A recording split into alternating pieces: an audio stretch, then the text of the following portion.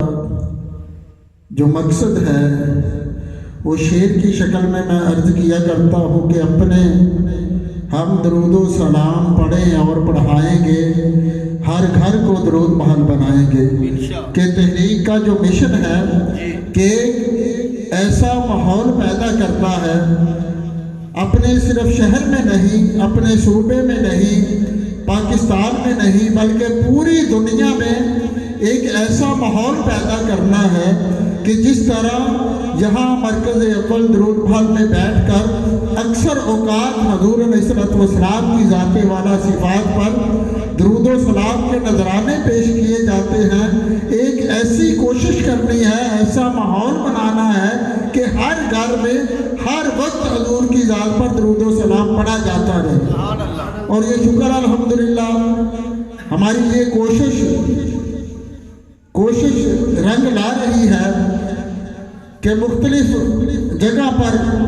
خدمت درود و سلام کے لیے دوست احباب بتاتے ہیں کہ کسی نے تحریک درود و سلام کے نام سے آغاز کیا ہے، کسی نے فروغ درود و سلام سے آغاز کیا ہے، اور شکر الحمدللہ ہم نے یہ جو 17-18 سال پہلے نعرہ لگایا تھا کہ اس ماہ پر یہی دن ہے سوال، 400 مچ جائے یہی پکار، صلی اللہ علیہ محمد صلی اللہ علیہ وسلم، یہ اس کا جو پھل ہے،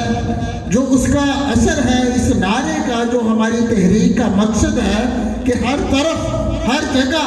ہر گھر میں، دنیا کے کونے کونے میں درود و سلام پڑھا جانے لگ جائے تو شکر الحمدللہ رب کائنات کا ہم پر احسان عظیم ہے کہ اس کے اثرات نظر آ رہے ہیں۔ اور انشاءاللہ وہ وقت دور نہیں کہ جب یہاں بیٹھ کر فیصل آباد میں رحمتوں، برکتوں، محبتوں کا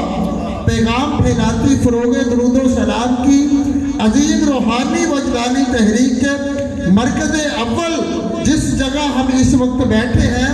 ایک وقت آنے والا ہے کہ جب یہاں سے صدا لگائی جائے گی صلی اللہ علیہ محمد تو پوری دنیا سے انشاءاللہ جواب ملے گا صلی اللہ علیہ وسلم۔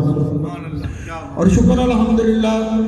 یہ مصطفیٰ کی نظر کرم ہے، آقا علیہ السلام کا کرم ہے ہم پر کہ ہمیں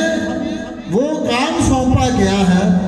اس کام پر ہماری ڈیوٹی لگائی گئی ہے کہ جس میں یہ شک شبہ کیا ہی نہیں جا سکتا کہ قبول ہوگا کہ نہیں ہوگا،